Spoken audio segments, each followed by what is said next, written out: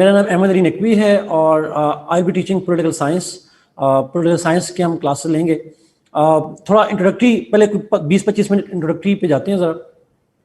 अब मेरा basically masters political science में है और मेरा एमफिल आईआर में है, but I teach political science here और I teach in Punjab university. मैं पंजाब यूनिवर्सिटी में पढ़ा रहा हूँ, वहाँ पे एज ए लेक्चरर काम कर रहा हूँ for the last few years. और यहाँ पॉलिटिकल साइंस कोई 4 साल से मैं यहाँ पढ़ा रहा हूँ पॉलिटिकल साइंस के बच्चों को। करंट अफेयर्स भी हैं, बट मोस्टली मैं पॉलिटिकल साइंस दोनों ही नहीं पढ़ा रहा हूँ। नाउ करंट अफेयर्स, अब जो जिन बच्चों को मैंने पढ़ाया है, ऑब्वियसली उसका थोड़ा डिफरेंट एक होती है, डिस्कशन डिफरेंट होती है, उसकी क्वेश्चंस डिफरेंट होते हैं, उसकी रीडिंग स्टफ डिफरेंट होती है। ओके, मैं इसको करता हूँ जी दोबारा।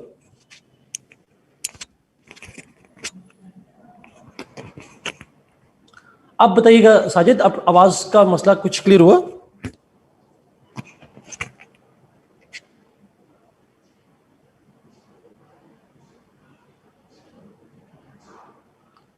ओके, ठीक हो गया। ओके, ग्रेट जी। बच्चों वॉल्यूम ऊंचा कर लो, किसी ने मशवरा दिया आपको। अच्छा, पॉइंट इज हम उसको वालेकुम अस्सलाम। अच्छा, सो पॉइंट इज हम यहाँ पे जब पॉलिटिकल साइंस पढ़ेंगे उसका मेथड थोड़ा सा डिफरेंट होगा और उसको हम सोर्सेज भी डिफरेंट होंगे। मुझे बताइएगा, आप में से किसी ने पॉलिटिकल साइंस पढ़ी हुई है पहले? Is there anybody who has studied as a major और माइनर, जिन्होंने पॉलिटिकल साइंस पढ़ी हो? Yes, there are some. Yes, as a minor ठीक है। No, not at all. Okay, there is no yes. I don't see एक other yes आया मेरे ख्याल में।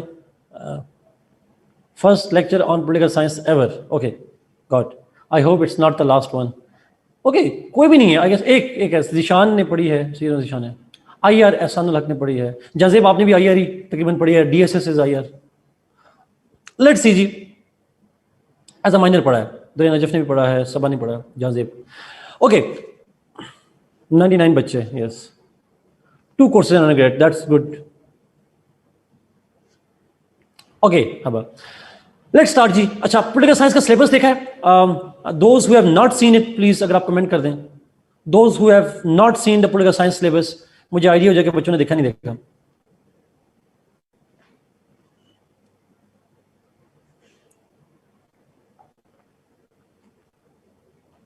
ओके, लेट्स सी जी। मैं थोड़ा सा यहाँ पे जरा सिलेबस को एक्सप्लेन करूंगा, if you allow me 10-15 minutes. तो मैं सिलेबस को थोड़ा सा पेपर पैटर्न से लिंक करूंगा और ओके, आप सवाल है जी, आप पूछें गेम ऑफ थ्रोन देखा है किसी ने? ये नहीं पूछ रहा वो आपसे सवाल। अच्छा, हम सिलेबस देखते हैं और सिलेबस वाइज हम पेपर को देखेंगे और साथ ही पूछेंगे कि आपका जो सोर्सेज हैं वो क्या हो सकते हैं पढ़ने के लिए। तो इन तीनों चीज़ों को हम जरा देखते हैं। सिलेबस अगर आप देखें तो मैं उसको पेपर पॉइंट ऑफ व्यू से बात करूंगा। जो पेपर 1 है उसके अंदर 3 सेक्शंस होते हैं। देयर आर 3 जो कंटेंट्स में लिखे हैं, लेकिन जब पेपर में आता है तो भी 3 सेक्शंस होते हैं। The first question is always about MCQs. पहला क्वेश्चन जो है वो एमसीक्यूज के बारे में होता है और जो एमसीक्यूज हैं वो 20 मार्क्स एमसीक्यूज होते हैं और 20 एमसीक्यूज 20 मार्क्स वो कंपलसरी होता है आपके पास। Then the second section is about basically about the thinkers. उसमें 2 तरह के थिंकर्स हैं कोर्स में। एक है वेस्टर्न थिंकर्स, पॉलिटिकल थिंकर्स। अच्छा, थिंकर्स तो कोई भी हो सकता है, every individual is a thinker, but western political thinkers and then Muslim political thinkers. जैसे अगर मैं वेस्टर्न की एग्जांपल लूं तो आपने शायद नाम सुना हो प्लेटो का, अफलातून जिसको हम कहते हैं, अरिस्टोटल जिसको अरस्तु कहते हैं, हॉब्स, लॉक, रूसो, शायद उनका नाम ना सुना हो आपने, बट कार्ल मार्क्स का नाम आपने शायद सुना हो। कार्ल मार्क्स है हमारे कोर्स के अंदर। और इस तरह से डिफरेंट थिंकर्स हैं। डिफरेंट थिंकर्स जो वेस्टर्न थिंकर्स हैं, यूरोपियन थिंकर्स हैं, वेस्ट से थिंकर्स हैं, उनको हम पढ़ते हैं अपने कोर्स के अंदर। फिर मुस्लिम थिंकर्स हैं हमारे कोर्स में जो इस सेक्शन में आते हैं। मुस्लिम थिंकर्स में जैसे आपने शायद नाम सुने हो अल फराबी का, अल मवारदी का, इमाम गजाली का और रिसेंटली अगर मैं बात करूं तो जैसे अल्लामा मोहम्मद इकबाल हैं, ये डिफरेंट थिंकर्स हैं, शाह वलीउल्लाह वगैरह हैं, तो ये डिफरेंट मुस्लिम थिंकर्स भी हमारे कोर्स में, यस इब्न खल्दून, मैं कुछ नाम ले रहा हूँ जी, शायद कुछ नाम मुझसे स्किप भी हो जाएं जैसे आप लिख रहे हैं यहाँ पे, बट डिफरेंट थिंकर्स हैं। वेस्टर्न और मुस्लिम थिंकर्स पे सवाल आते हैं 4 और आपने अटेम्प्ट करने होते हैं 2। You have to attempt 2 questions out of total of 4 questions. These 4 questions are from Western and Muslim ones. Within Western और Muslim क्या डिवीजन होती है? मोस्टली ऑर्डिनरी डिवीजन तो ये होती है 2 question from western, 2 from Muslims. लेकिन ये भी हो सकता है कि वो सारे वेस्टर्न से दे दे, सारे मुस्लिम से दे दे, लेकिन ऐसा होगा नहीं, ऐसा होगा नहीं, सिलेबस में भी लिखा हुआ है और ऐसा होगा भी नहीं।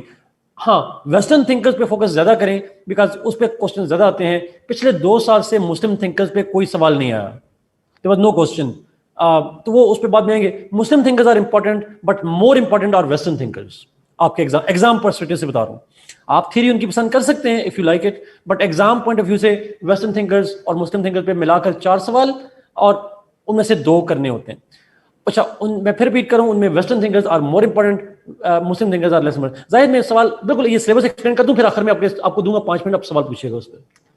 The third section is about the basic concepts of political science.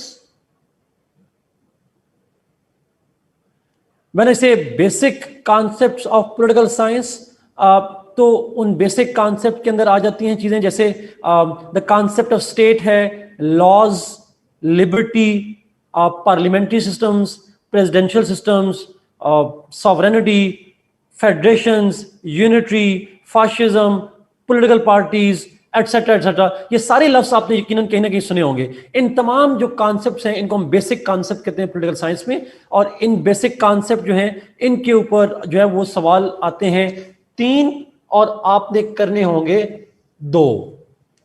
So you will have to attempt 2 questions out of 3 questions. याद रखिएगा, in CSS political science every question is a 20 marks question. तो 2 question करने के मतलब 40 marks यहां से, 40 यहां से और 20 मार्क्स के MCQs, तो ये टोटल 100 बन जाएगा।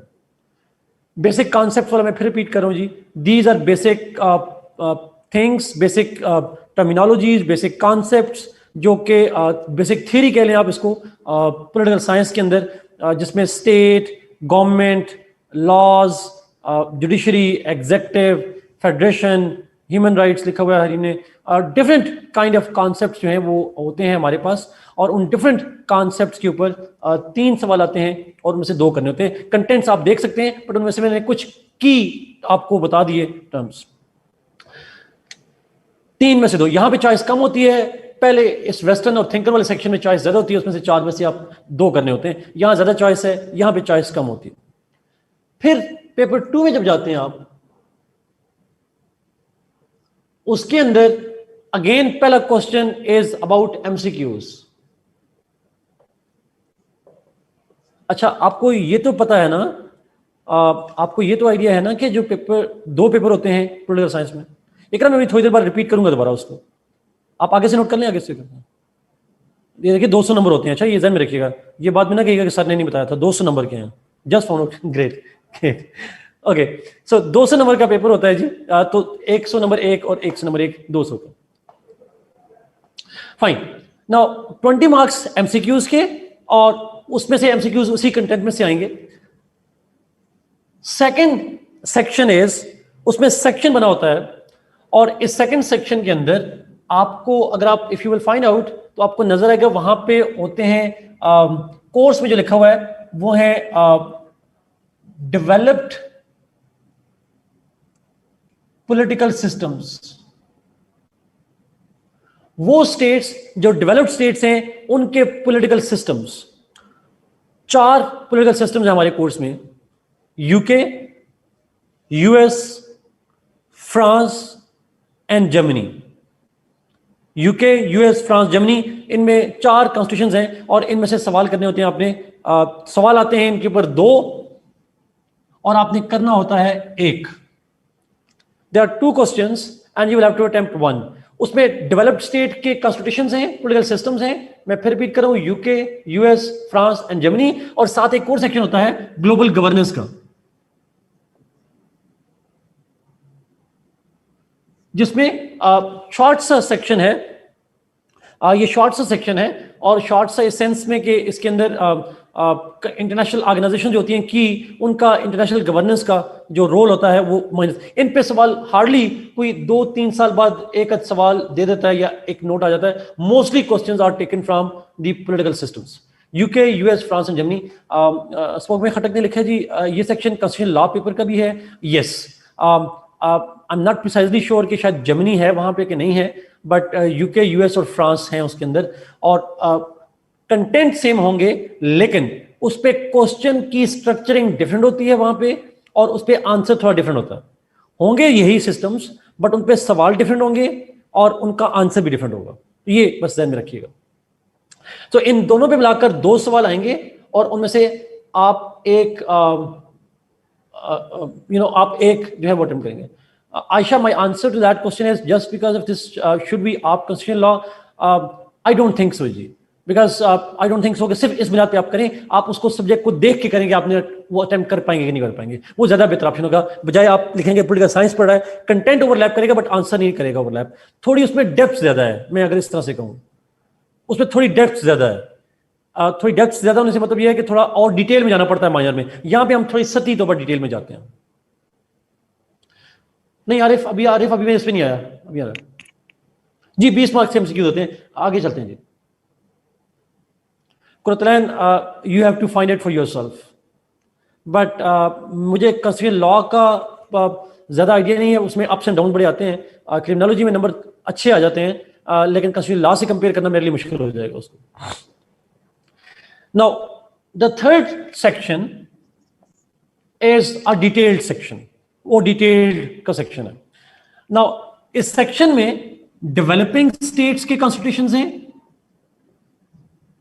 और डेवलपिंग स्टेट्स में आ जाती हैं जो आरिफ आपने ऊपर लिखी हुई हैं, Turkey, Iran, Malaysia, India and China.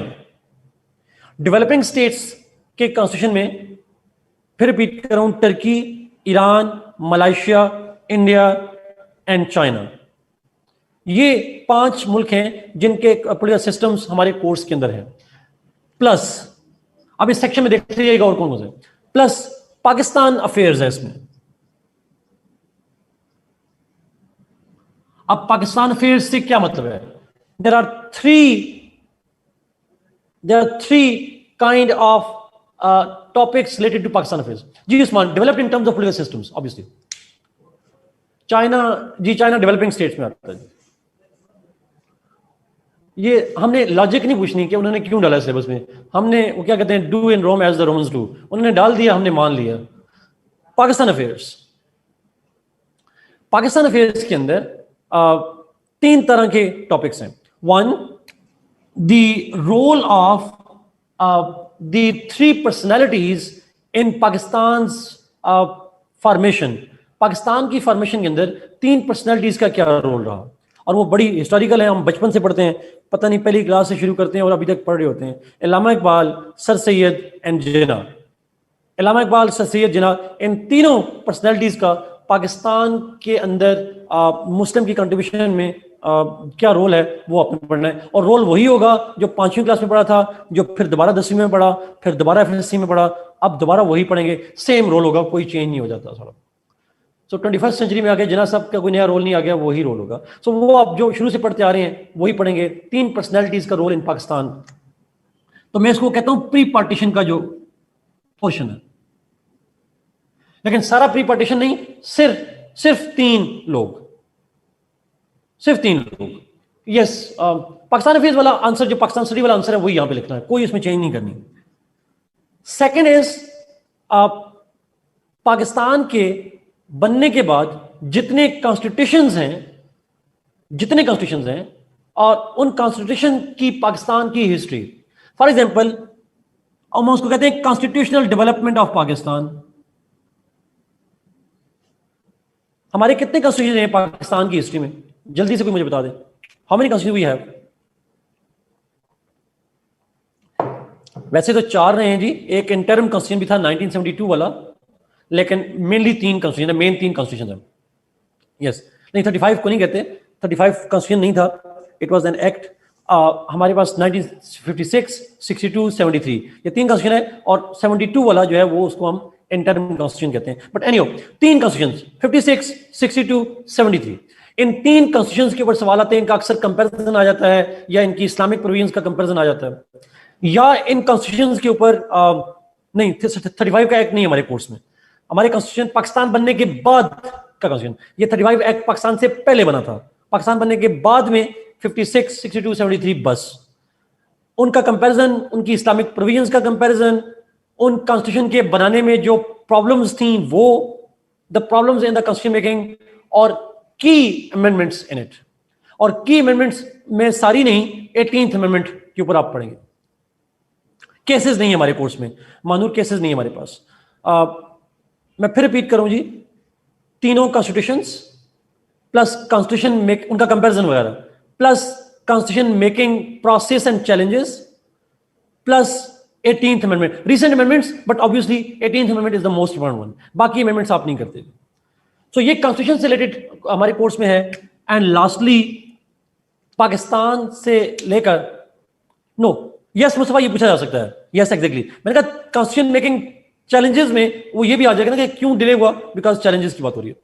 और थर्ड सेक्शन जो है पाकिस्तान से रिलेटेड, जो अंदर एक पॉइंट है वो है पाकिस्तान के current political issues, contemporary political issues. उसमें टाइटल ये नहीं लिखा हुआ, बट जो इश्यूज लिखे हैं वो यही हैं। मिसाल के तौर पर हमारा रिसेंट इश्यूज में अगर मैं बात करूं तो आप जानते होंगे हमारे यहाँ सिविल मिलिट्री रिलेशन का एक इशू है, जुडिशरी का रोल है एक प्रॉब्लम, हमारे यहाँ फेडरेशन के इश्यूज हैं, लोकल गवर्नमेंट हो सकती है, नेशनल इंटीग्रेशन हो सकती है, religion and politics in Pakistan हो सकता है। ये 4-5 मेन इश्यूज जो हैं, ये जो हम अगेन शुरू से हम पढ़ते आ रहे हैं, वो पाकिस्तान के करंट पॉलिटिकल इश्यूज हैं। मैं फिर रिपीट कर रहा हूं, की पॉलिटिकल इश्यूज, मनूर अगर आप ये सवाल देखेंगे इस पर आपको समझ आ जाएगी। की political issues include civil military, उसके बाद religion and politics, national integration, judiciary का रोल, फेडरेशन का issues, central provincial relations, parliamentary presidential की डिबेट, इस तरह के जो करंट पॉलिटिकल डिबेट्स हैं वो इंपॉर्टेंट है। पूरा एवोल्यूशन हमारे कोर्स में नहीं है, सिर्फ करंट ये इश्यूज। हिस्ट्री में हमारे पास प्री पार्टीशन में 3 लोग हैं और 7 कॉन्स्टिट्यूशंस हैं, सारा एवोल्यूशन हमारे कोर्स में नहीं है। और फिर पॉलिटिकल इश्यूज करंटली कौन से हैं, ये सारे इश्यूज तो आप करंट अफेयर्स में भी पढ़ते हैं। ऐसा है, do you read these issues in current affairs और not? You do, exactly. Pakistan affairs में भी है, करंट अफेयर्स में भी है, यहां भी रिपीट हो रहा था। अगर आपको याद हो, मेरा आपके साथ जब करंट अफेयर्स में बिल्कुल शुरू में एक लेक्चर होता है, तो उसमें जब मैं आपको बताता हूँ शुरू से, तो उसके अंदर मैं आपको बताता हूँ कि जो करंट अफेयर्स है वो रिलेट करता है पॉलिटिकल साइंस के साथ भी और पाकिस्तान अफेयर्स के साथ भी। तो यहाँ पे ये पॉलिटिकल इश्यूज जो हैं ये करंट अफेयर्स में भी हैं और यहाँ भी हैं। सिविल मिलिट्रेशन हम आपसे भी पढ़ेंगे, किरण आप लोग 3 दफा पढ़ चुके हैं, 3 दफा, तो मेरे ना ख्याल 4थी दफा आपको पढ़ना चाहिए। ऐसा ही हुआ है, कल तीसरा लेक्चर हुआ था आपका।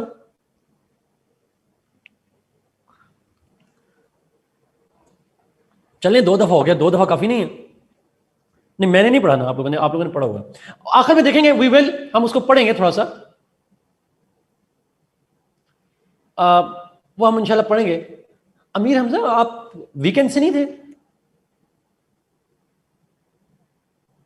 वीकेंड में थे? ओह सॉरी, मैं मिक्स कर, वहां भी एक अमीर हमजा। ओके जी, मैं पढ़ाऊंगा जी, मैं पढ़ाऊंगा। जो नए बच्चे हैं मैं उनके लिए पढ़ाऊंगा, so don't need to worry about that. मैं पुराने बच्चों को परेशान कर रहा था, नए बच्चों को पढ़ाऊंगा इंशाल्लाह। ओके, सो ये पाकिस्तान से रिलेटेड है। देन लास्ट सेक्शन इज थोड़ा इंटरनेशनल पॉलिटिक्स का है, थोड़ा इंटरनेशनल पॉलिटिक्स का सेक्शन है। उसमें 2 टॉपिक हैं सिर्फ हमारे कोर्स में, there are only 2 topics related to IR section. One is again Pakistan से रिलेटेड है, फॉरेन पॉलिसी डिटर्मिनेंट्स। एक टॉपिक है फॉरेन पॉलिसी डिटर्मिनेंट्स, वो फैक्टर्स जो पाकिस्तान की फॉरेन पॉलिसी को इन्फ्लुएंस करते हैं, जैसे ज्योग्राफी है, जैसे इकोनॉमी है, जैसे टेक्नोलॉजी है, मिलिट्री है, लीडरशिप है। ये पढ़े हुए अपने करंट अफेयर्स में?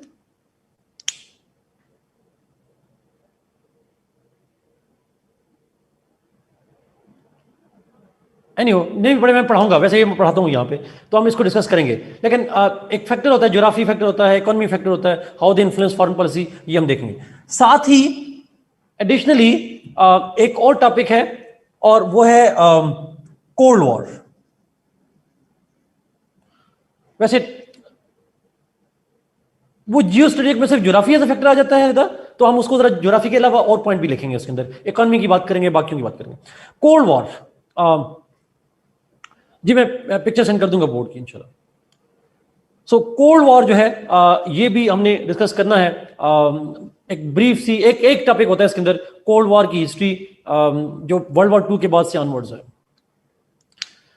सो दिस इज कोर्स ही, इसके अंदर अब ये तमाम है, ये जो डेवलपिंग स्टेट के क्वेश्चन है, पाकिस्तान अफेयर्स है, ये जो आयर के 2 टॉपिक्स हैं, इन तमाम पे सवाल आते हैं 5 और आपने अटेम्प्ट करने होते हैं 3। You have to attempt 3 questions और 5 क्वेश्चंस आते हैं। वर्ल्ड वॉर्स नहीं है इसके अंदर, वर्ल्ड वॉर 2 के बाद की डेवलपमेंट है, वर्ल्ड वॉर्स नहीं है। सो डेवलपिंग स्टेट्स, पाकिस्तान अफेयर्स और आईआर सेक्शन, टोटल पे सवाल होंगे 5 और उनमें से करने होंगे 3। अच्छा, यूजुअली पैटर्न ये होता है इन 5 में से मोस्टली सवाल होते हैं, कम से कम 2 या 3 सवाल होते हैं पाकिस्तान से रिलेटेड। एक सवाल यहां से आ जाता है या यहां से आ जाता है, या 2 सवाल यहां से आ जाएंगे, बट पाकिस्तान के ऊपर फोकस ज्यादा करना है, बिकॉज मोस्टली क्वेश्चंस पेपर 2 के लास्ट सेक्शन में most of the questions are about Pakistan. Usually ये पैटर्न है, उसकी मर्जी वो कहीं से भी दे सकता है, बट पाकिस्तान पे ज्यादा फोकस कीजिएगा, बिकॉज अगर पाकिस्तान पे फोकस करेंगे तो ये आपको यहां भी हेल्प करेगा, पाकिस्तान अफेयर्स में भी हेल्प करेगा, करंट अफेयर्स में भी हेल्प करेगा, और बाकी जो आप बाद में पब्लिक एडमिनिस्ट्रेशन वगैरह रखेंगे या कोई और ऑप्शनल सब्जेक्ट रखते हैं तो उसके अंदर भी आपको हेल्प कर सकता है। दिस इज व्हाट इज जी। यहां भी एमसीक्यूज तो दोनों में है, उसके अलावा 2 सेक्शन यहां पेपर 1 में है, 2 सेक्शन पेपर 2 में है। यहां पे 4 में से 2, 3 में से 2, वहां पहले 2 में से 1 और फिर 5 में से 3। This is how the question is structure जी। Let me go for sources, और फिर मैं आपके आखिरी सवाल इकट्ठे लेता हूं, या let me first ask question. इस सिलेबस से पूछने फिर हम सोर्सेज पे जाते हैं, सिलेबस से सवाल ले लेता हूं जल्दी जल्दी। सर इसमें करंट अफेयर डेवलपमेंट भी आती हैं या बस ऑलरेडी डिफाइंड सिलेबस होता है? नहीं, जाहिर सिर्फ यहां पे करंट इश्यूज आ सकते हैं डिबेट, ये पाकिस्तान के पॉलिटिकल इश्यूज में, बाकी करंट डिबेट नहीं होती। जी Mustafa, you can attempt only 3 questions from all these topics. Yes, कोई एक सवाल और भी किसी ने पूछा था, अगर आप पूछना चाह रहे हैं पूछ लें जी, सिलेबस के हवाले से।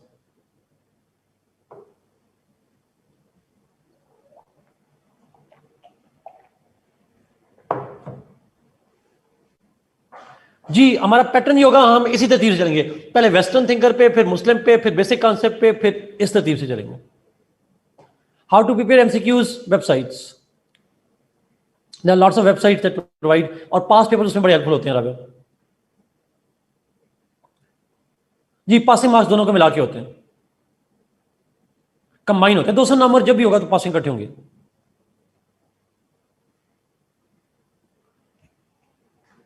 अगर आप क्वेश्चन पब्लिक करेंगे तो ज्यादा अच्छा हो जाएगा, ताकि सबको सवाल भी समझ आ जाए, मैं जवाब सबको दे दूं। ना से क्वेश्चन घुमा फिरा के आते हैं, नहीं, मोस्टली सीधे आते हैं, मोस्टली। अभी सोर्स पे जाने लगा हूं जी। राबिया गूगल करें political science MCQs, you will find a lot of website, कोई खास नहीं है। पासिंग मार्क्स जितने बाकी सीएसएस के होते हैं यहां भी इतने होते हैं, 33%। कोई खास वेबसाइट नहीं है, आके जनरली गूगल करेंगे आपको बेशुमार मिल जाएंगी। चैट बड़ी कीजिएगा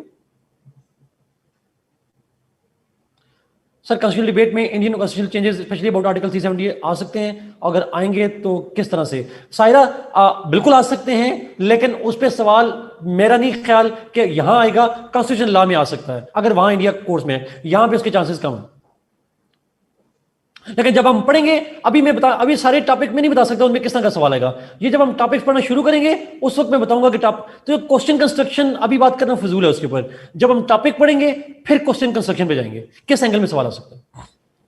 western Muslim thinkers portion seem bit related to philosophy, it is मुनीसे एक्चुअली पॉलिटिकल फिलॉसफी। कोर्स में जो टाइटल है वो है western political thought, Muslim political thought, it's actually political philosophy. Is it possible to prepare it in 2 months with all dimensions covered? Yes, obviously, 2 months is too much. You can, अगर आप lecture के अलावा करना चाहते हैं, it should not take more than 15 to 20 days. In addition to lectures, maximum 15 days. Average score Umar vary करता है. Last year का एवरेज स्कोर अगर मैं बात करूं, somewhere around 120s, somewhere around 120 and around. जो मेरे देखा था, कुछ 40-50 ट्रांसक्रिप्ट मैंने देखी हैं लास्ट ईयर, जो मुझे याद हैं. देखी तो मैंने ज्यादा है, बट याद यही है. अमीर हमजा मैंने स्कोरिंग के हिसाब से बता दिया, रफली एवरेज यही होती है. यस किरण, यस 67 है, ये 68 है, 67 है शायद, इतना ही है. इसमें क्रैमिंग ज्यादा है. जाहिद ने पूछा, देखें क्रैमिंग तो आप मैथ को भी लगा सकते हैं जाहिद. क्रैमिंग का कोई फार्मूला नहीं होता. बाज लोग करंट अफेयर्स को क्रैमिंग लगा लेते हैं. आप क्रैमिंग लगाना चाहें तो भी लगा सकते हैं, अंडरस्टैंड करके करना चाहें तो भी कर सकते हैं. It's up to you. दोनों ऑप्शन है. नो जी, I don't teach constitutional law.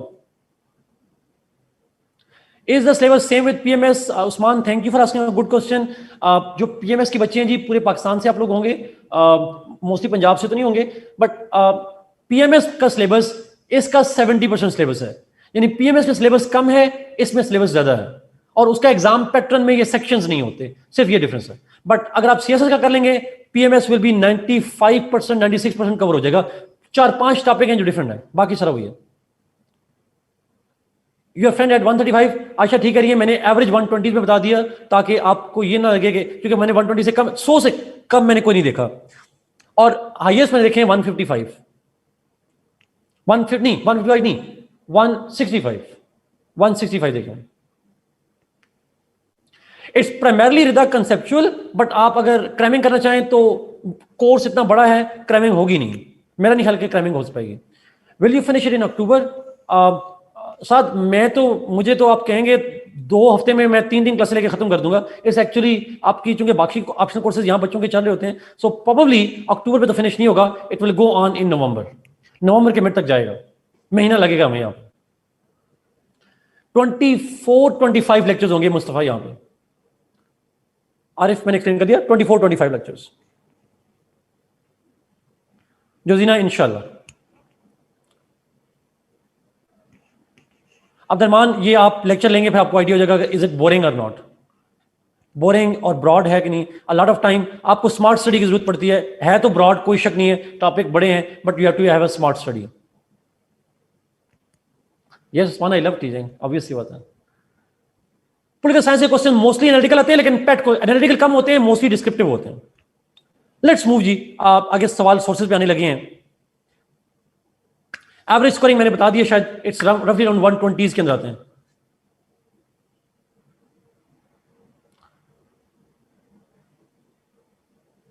No Fariya, we have to cover both western and Muslim both. Thank you. Zahid अभी थिंकर शुरू करेंगे. आप मुझे बताइएगा आज के लेक्चर के एंड पे, आपसे मैं 5 मिनट में सवाल लूंगा, इज इट क्रैमिंग और नॉट. मेरा आंसर है no, you don't need to cram it, you can understand it. Cramming करेंगे मुश्किल हो जाएगी. No Hamir Hamza, we won't skip the last year topics. हम कुछ टॉपिक, हम इसमें ना मोस्ट इंपॉर्टेंट टॉपिक्स करेंगे. आप ऑलमोस्ट 80% सिलेबस कवर करेंगे, 20% जो इररिलेवेंट चीजें हैं हम उनको छोड़ देंगे. यहां पे let's go to the sources जी. इसको मैं तस्वीर ले लूं जरा, नासिर तुम ही तस्वीर ले लो, या मैं ले लूं? मैं लेता हूं.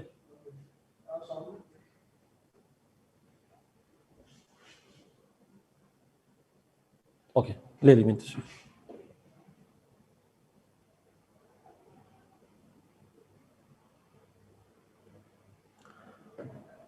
मैंने ले ली ये पिक्चर, मैं आपके साथ शेयर करूंगा. Let's go to the sources. Sources पे जाते हैं. अब जरा सुनिएगा जी गौर से. पेपर 1 में जो वेस्टर्न थिंकर्स हैं, I strongly advise you to read Jude Harmon's book.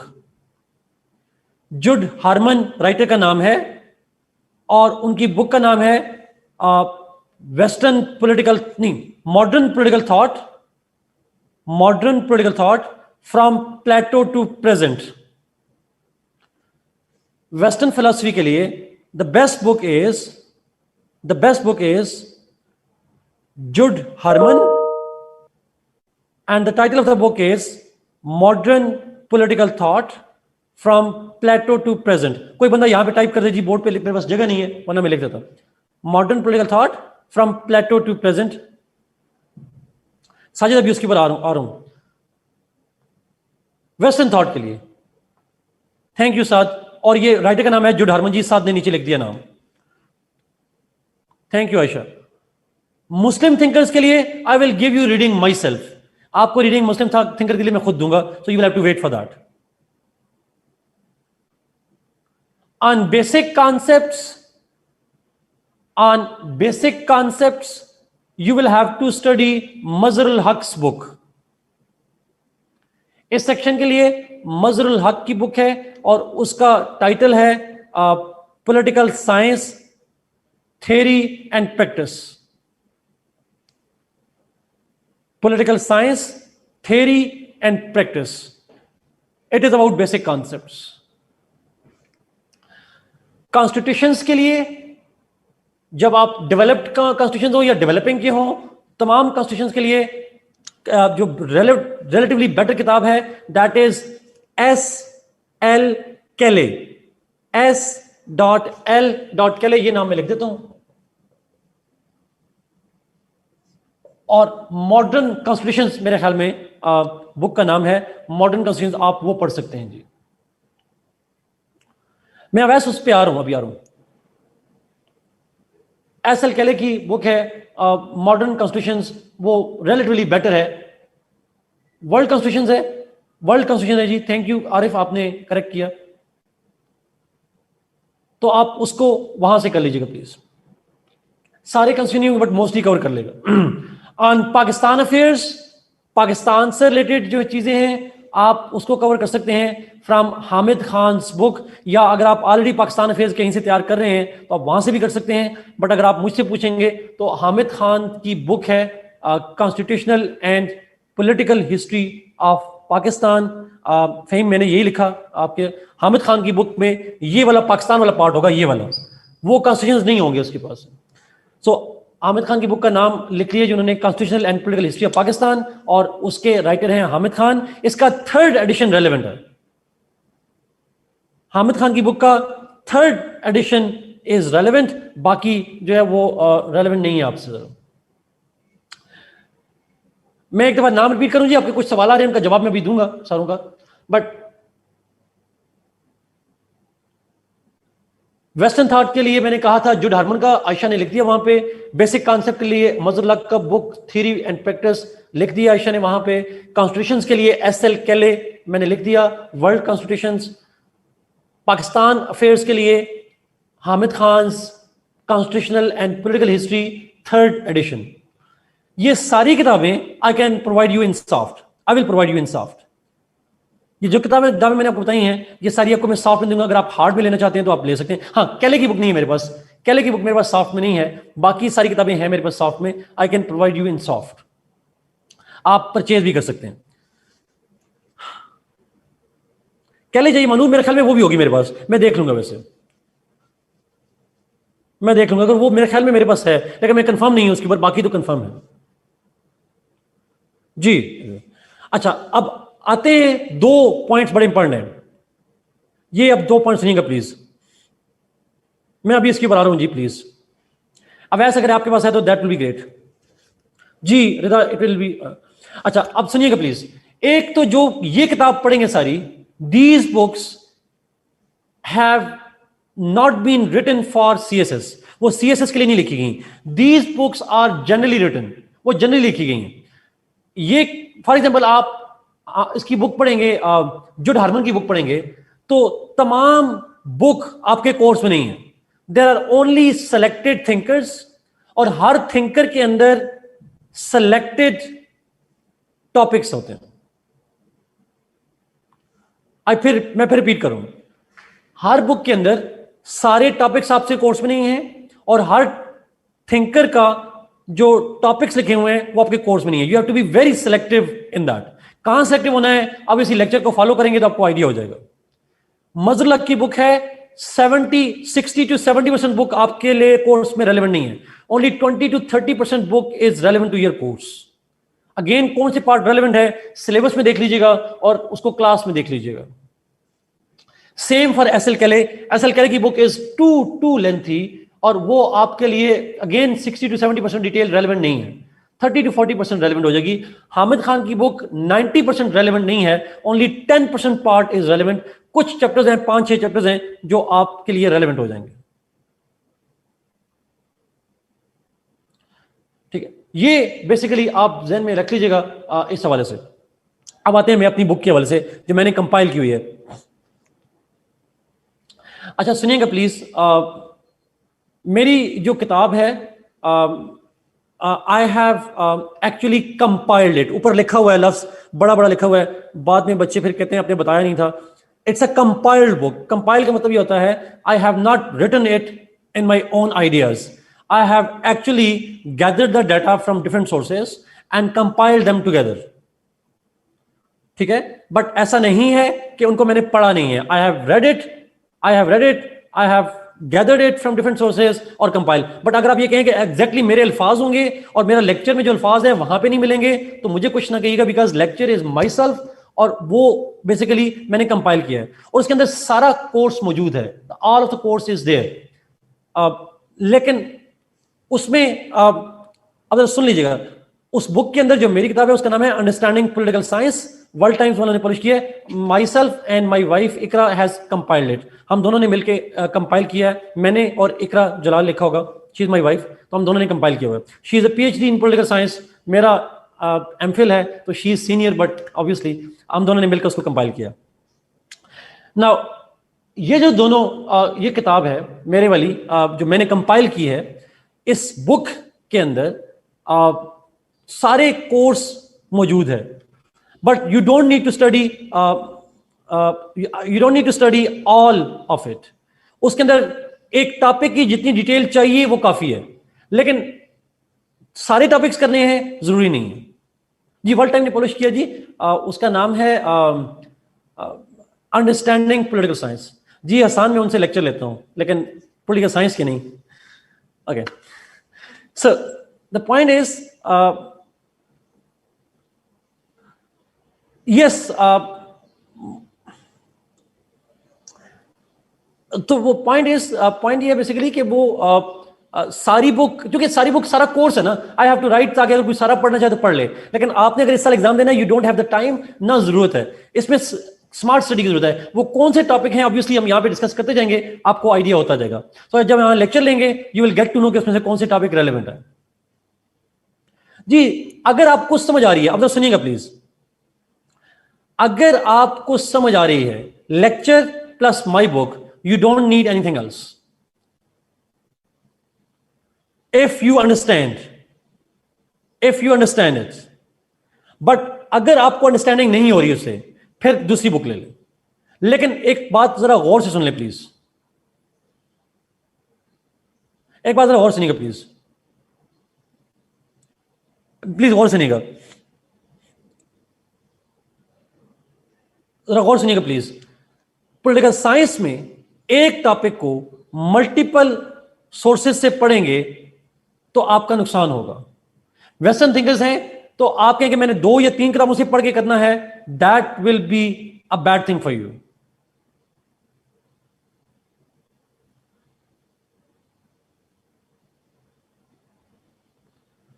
मैं फिर रिपीट करूं इसको, आप जो भी किताब लेनी है, please I request take one source and start reading from it. अगर आपको समझ ना आए तो दूसरी, अगर समझ आ जाए don't study it from other topic. Political science में एक बड़ा बुनियादी फर्क है, आप जितने ज्यादा सोर्सेज पढ़ेंगे उतने ज्यादा कंफ्यूज होंगे। द मोर नहीं, I am not saying it MAS के आप वर्ल्ड टाइम की बुक खरीदें, मैं बिल्कुल भी ये नहीं कह रहा, मैं बिल्कुल भी, मैं आपको पहले इस दफा कह रहा हूं, आप कोई भी लें, अगर आप कोई एक बुक लेंगे, the more you read the more you get confused. In IR the more you read the more likely you get good marks।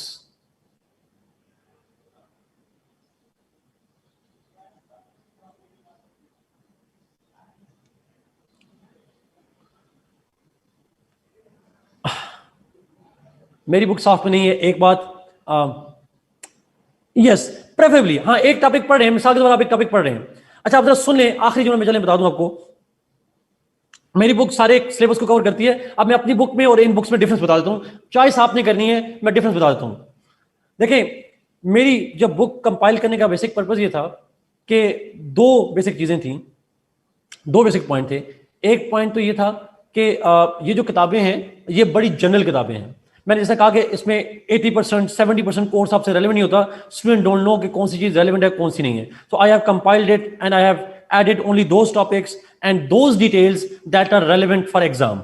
बाकियों को मैंने निकाल दिया पकड़ के, एक तो ये कर दिया। एंड सेकेंड पर्पज इज, जो बेसिक पर्पज था वो ये था कि अब आपको मेरी बुक में ये कंफर्म होगा कि ये टॉपिक इररिलेवेंट नहीं है, वो कोर्स में है, सिलेबस में है। एक बात तो ये, इन किताबों में कौन सा टॉपिक सिलेबस में नहीं है, बाज़ वक़्त हमें नहीं आइडिया होता, तो ये कंफ्यूजन। दूसरी चीज, इन किताबों के अंदर थ्योरेटिकल एक्सप्रेशन डिटेल्स बहुत अच्छी हैं।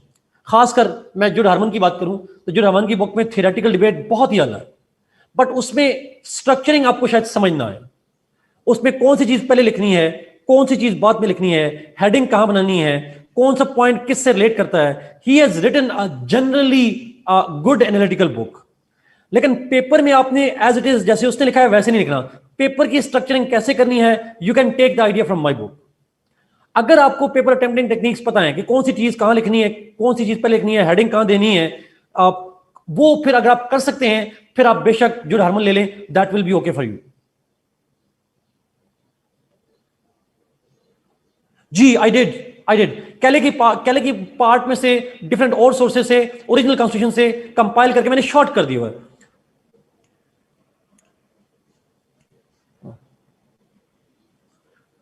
Faheem, I do recommend that, but problem is again western thought में बहुत सी किताबें हैं। आपने कोई भी लेना है, एक सोर्स लेना है, टेक वन सोर्स जहां से आपको समझ आ रही है, but take one source please. मुझे नहीं पता साहब, मुझे यकीन करें मैंने देखी भी नहीं, मेरे पास पड़ी है, लेकिन I haven't seen the price. मुझे नहीं पता, ये वर्ल्ड टाइम वालों को कहेंगे आपको बता देंगे, वो डिलीवरी भी कर देंगे आपको। बट मेरा पॉइंट थोड़ा प्लीज गौर से सुने, आप जिस डिटेल पे जाना चाह रहे हैं, मेरी बुक उनके लिए अच्छी है जिन्हें स्ट्रक्चरिंग करना मुश्किल लगती है, आंसर की हेडिंग कहां लिखनी है कहां नहीं लिखनी, शॉर्ट कैसे करना है, कंट्रैक्ट कैसे करना है, वो उनके। जो बच्चे जनरली एक्सप्रेशन बड़ा अच्छा रखते हैं और वो अपना एक्सप्रेशन मजीद इंप्रूव करना चाह रहे हैं और अच्छे एक्सप्रेशन को अपने अल्फाज में क्वेश्चन में डाल सकते हैं, उनके लिए मेरी बुक ना भी हो तो चल जाएगा। It's simple.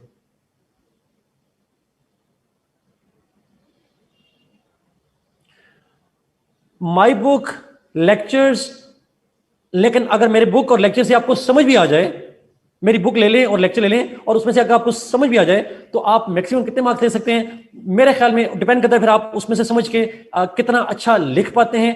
अगर अपने अल्फाज में अच्छा लिख पाते हैं तो आप आराम से जितना हाईएस्ट स्कोर आते हैं आप कर सकते हैं। You can take it. Okay ji, I guess let's move to the topic. Should we move?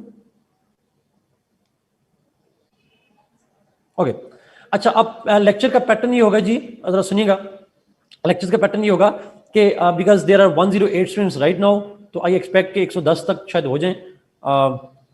Expression का सारे मतलब ये होता है कि आपका राइटिंग स्टाइल कैसा है, मतलब आप कितने अच्छे वोकेबलरी इस्तेमाल कर रहे हैं, जुमले कितने अच्छा लिख रहे हैं, ये मतलब है इसका।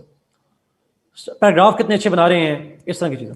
अच्छा, तो पैटर्न ये होगा जी कि हम क्लास होगी तकरीबन 1 घंटा 10 मिनट की और 15 से 20 मिनट आखिर में आप सवाल पूछेंगे। दरमियान में आप सवाल पूछ सकते हैं, मुझे लगा कि इंपॉर्टेंट है तो मैं जवाब दूंगा, नहीं लगा तो आप माइंड ना कीजिएगा, I will answer it at the end, because फिर वो लेक्चर रेलिवेंट नहीं होगा, वो लेक्चर डिस्टर्ब हो जाएगा।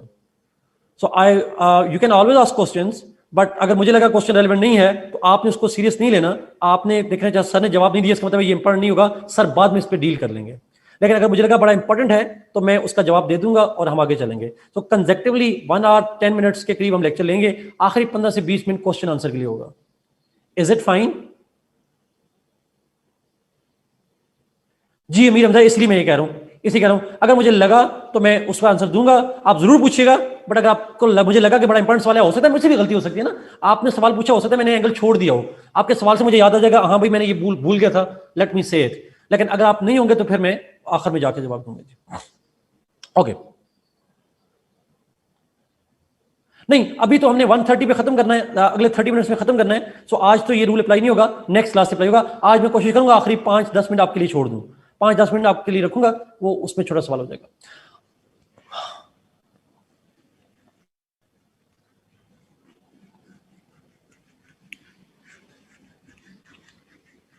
ओके, लेट्स बिगिन विद,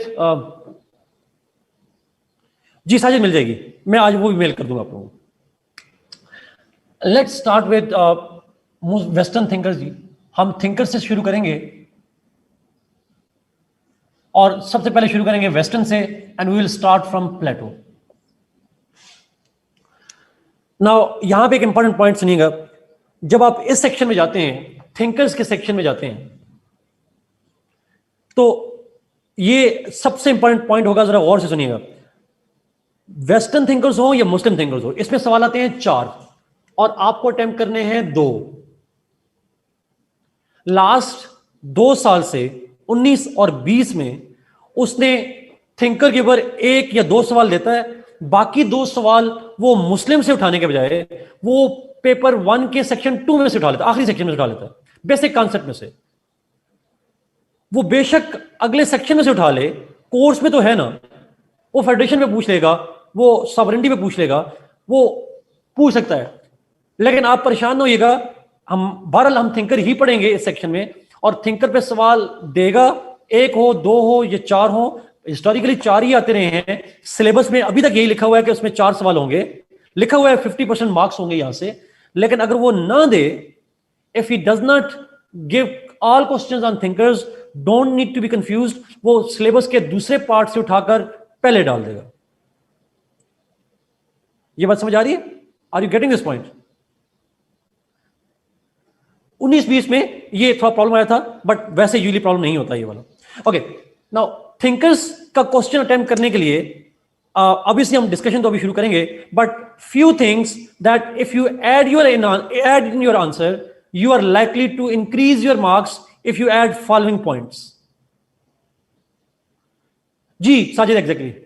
अच्छा, नाउ पॉइंट इज, इस सेक्शन में, थिंकर वाले सेक्शन में कुछ टेक्निक्स हैं, कुछ स्पेशल चीजें हैं। अगर आप अपने आंसर में लिखेंगे तो आपके मार्क्स बढ़ जाएंगे, अगर आप नहीं लिखेंगे आपके मार्क्स एवरेज आ जाएंगे। वो क्या चीजें हैं, सुन लें please, note it down. First,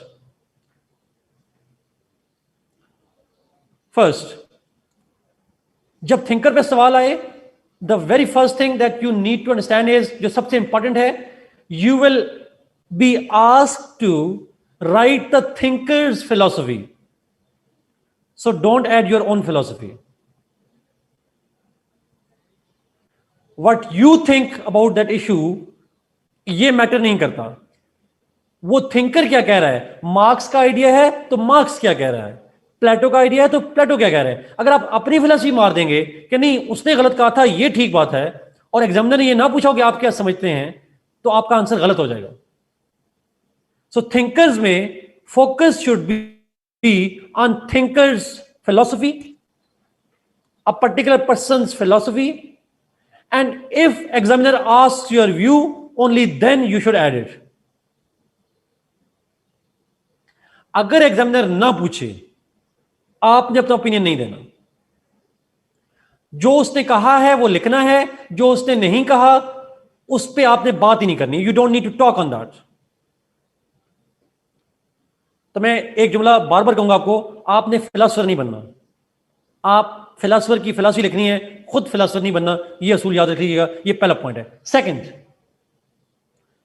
whenever thinkers philosophy comes in exam, second pointer, you must add the reasons why the thinker gave the philosophy. What factors influenced that thinker to write his philosophy? हम प्लेटो की ideal state आज बात करेंगे। तो प्लेटो ने अपनी ideal state दी, क्यों दी भाई? कौन से फैक्टर्स थे जिसने मजबूर किया that he should write on the ideal state? Marx ने अपनी फिलॉसफी दी, क्यों दी? What factors influence Marx so that he could write his theory? Allama Iqbal ने उम्मा का कॉन्सेप्ट दिया, क्यों दिया उम्मा का कॉन्सेप्ट?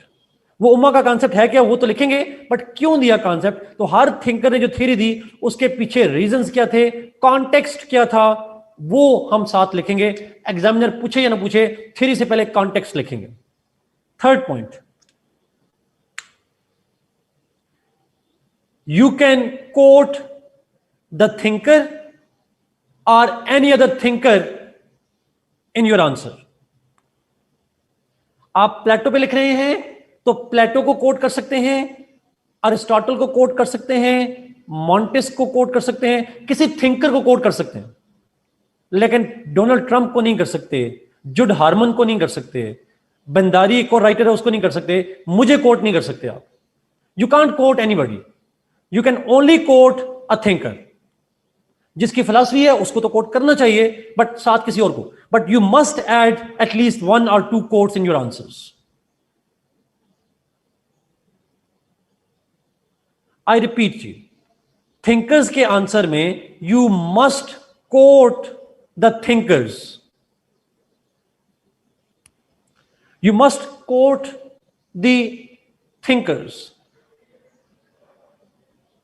प्लेटो है तो प्लेटो को कोट करें, या अरिस्टोटल को कोट करें, या मैकियावेली को कोट करें.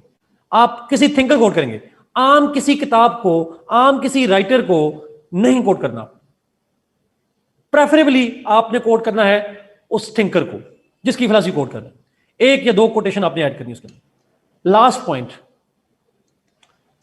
इसमें लास्ट पॉइंट, वेयर एप्लीकेबल, जहां जरूरी हो, add flow chart diagrams in explaining the philosophy. Chart बनाएं, डायग्राम बनाएं, जहां आप समझते हैं कि जरूरी है उस थ्योरी को एक्सप्लेनेशन में. So adding flow charts, tables, diagrams is essential in getting good marks.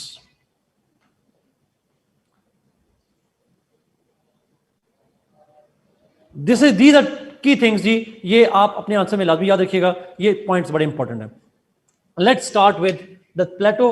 अब ये प्लेटो को मैं स्टार्ट करता हूं. प्लेटो की डेट ऑफ बर्थ है 427 BC and he died 347 BC.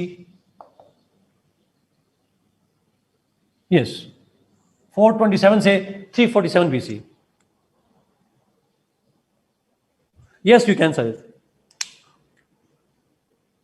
427 से 347 जी. डेट्स उम्र आप 49 लिखिए, बट इसको वेरीफाई कर लीजिएगा. 427 या 28, 2 डेट्स आपको मिलेंगी, आप कोई एक चूज कर लें उसमें से.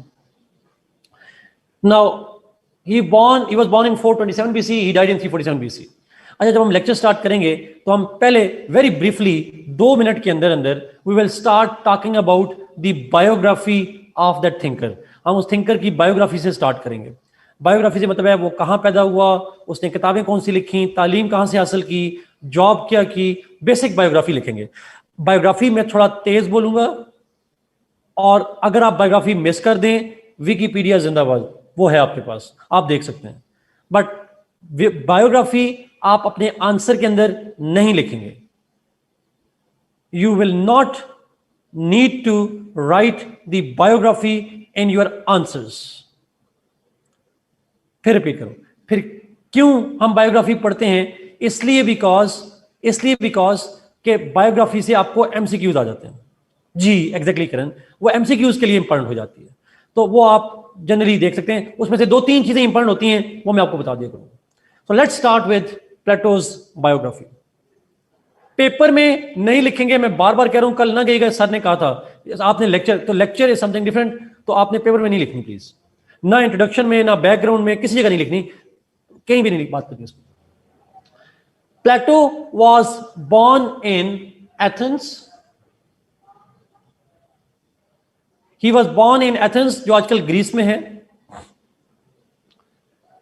Athens was a city state at that time.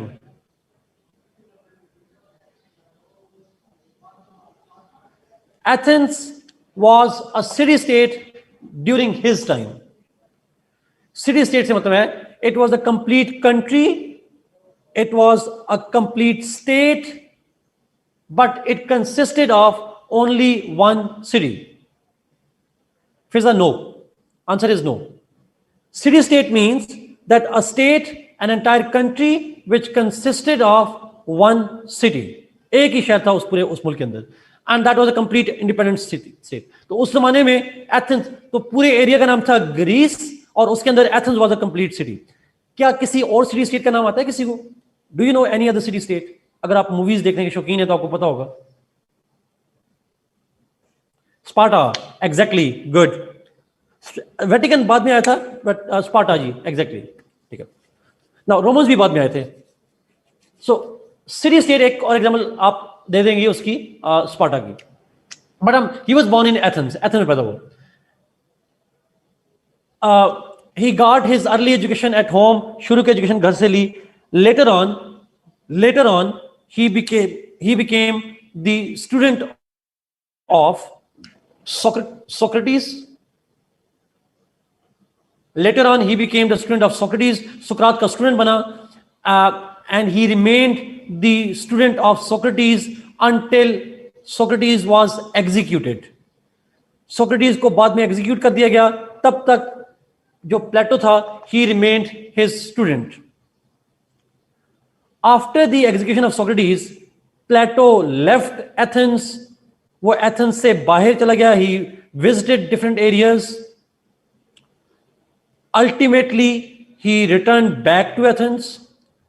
Ultimately, वापस आए एथेंस में, and he established an institution in Athens which is called academy.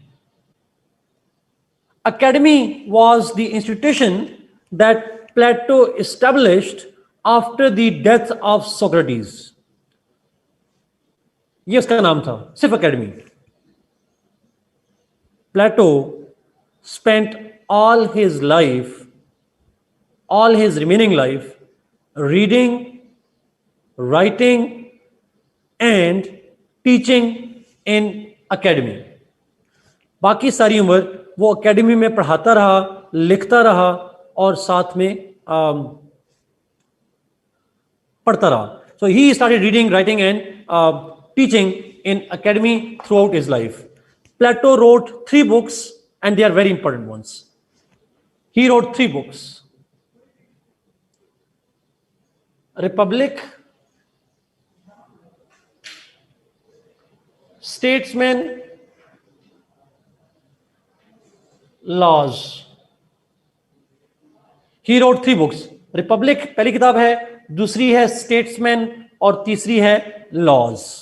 ये 3 किताबें प्लेटो ने लिखी. And this is, he died in 347 BCG, बाद में मर गया वो. ये बेसिकली उसकी बेसिक बायोग्राफी है. और उसके हवाले से ये 3 फैक्ट्स आप ध्यान में रखिए. डेट ऑफ बर्थ तो ध्यान में रखिएगा, बट ये 3 फैक्ट्स ध्यान में रखिएगा.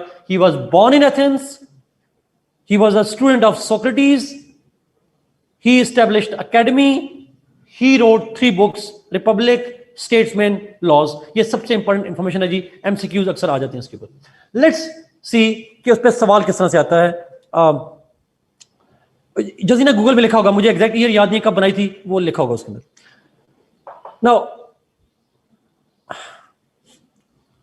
नाउ द पॉइंट इज, हम जब लिखेंगे तो उस पर डिस्कशन करेंगे प्लेटो पे, सबसे पहले देखेंगे उस पर सवाल किस तरह से आता है.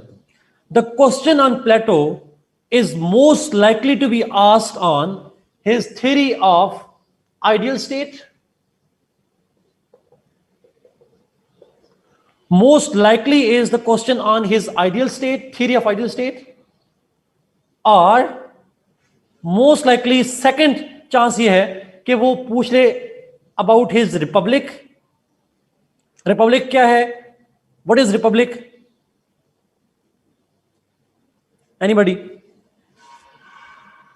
द बुक, जो किताब उसने लिखी थी उसका नाम है रिपब्लिक. तो एग्जामिनर रिपब्लिक पे पूछ सकता है. Or less likely, but he can also ask you about his concept of philosopher king.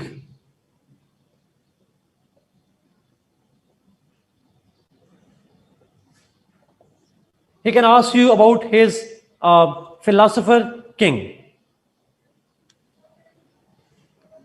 ये 3 टर्म्स यूज हो सकती हैं most likely. But in any way, answer will be the same. Answer same होगा, answer एक ही होगा. Now, what we will do is, क्योंकि उसकी जो किताब है रिपब्लिक, इस किताब के अंदर he talked about the ideal state as well as the philosopher king. बात एक ही है. किताब पे आ जाए सवाल या इन पे आ जाए, answer will be the same one. Let's start his ideal state. उसके अंदर से ही हम philosopher king को derive करेंगे. Let's start his theory of ideal state. But मैंने मरियम, ये बात भी आपको समझ आएगी. अभी फिलोसोफर किंग समझ नहीं आएगा, मैंने इसी मिटा दिया, अभी आएगा उसके ऊपर. अच्छा, मेरा एक सवाल है. हम जब प्लेटो की थ्योरी का आंसर लिखेंगे तो हम सबसे पहले चीज क्या लिखेंगे? What will we write first? कहां से शुरू करेंगे? Context, exactly, sir. Exactly. Let's start with the context. Why he write the theory? वजह क्या थी? Why he write the theory of ideal state? क्यों लिखी उसने? अच्छा, अब इसको अंडरस्टैंड करने के लिए आप जरा देखिएगा जी. There were two factors that influenced Plato to give the theory of ideal state. दो factors थे.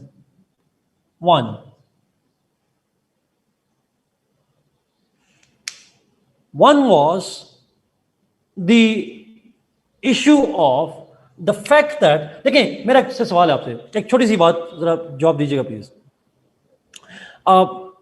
प्लेटो के वक्त में स्टेट ऑलरेडी मौजूद थी, स्टेट वाज ऑलरेडी देयर, उससे पहले भी स्टेट मौजूद थी, और स्टेट चल भी रही थी, ठीक चल रही थी. और एथेंस के अंदर जो सिटी स्टेट थी, वहां पे था एक सिस्टम था जिसको हम कहते हैं direct democracy.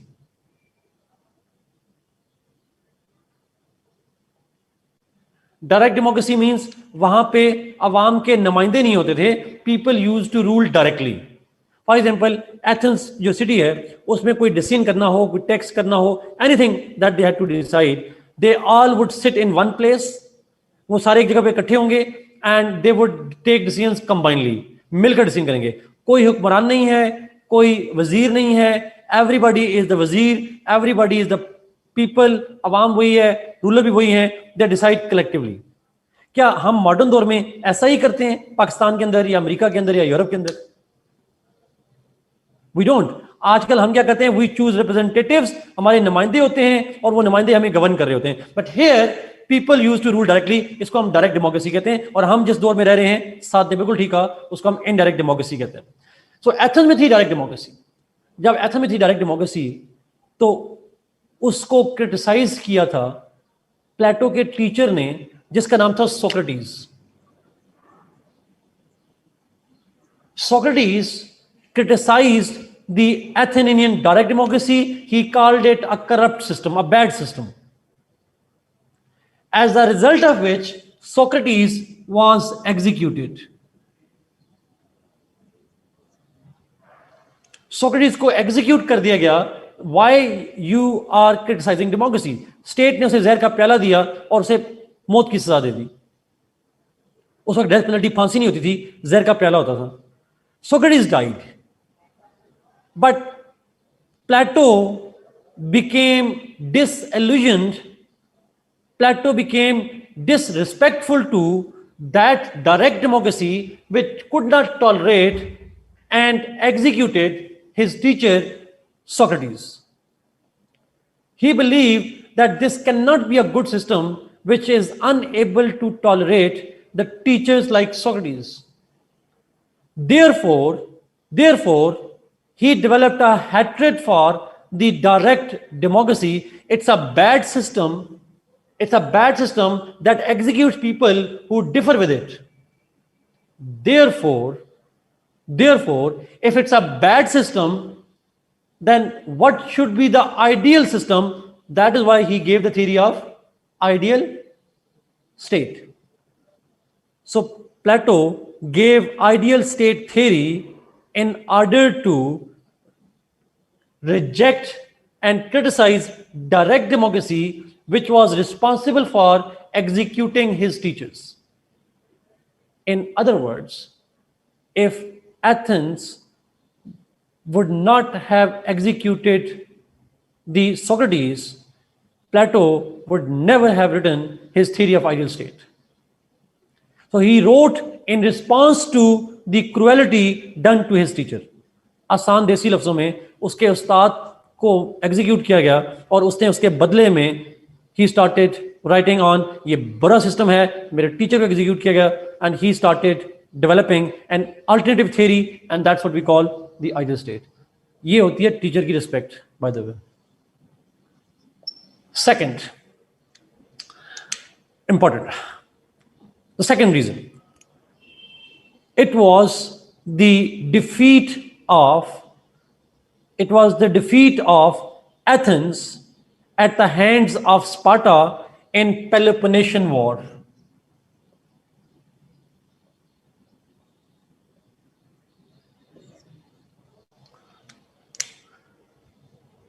Thank you. defeat of Athens at the hands of Sparta. 2. The Athens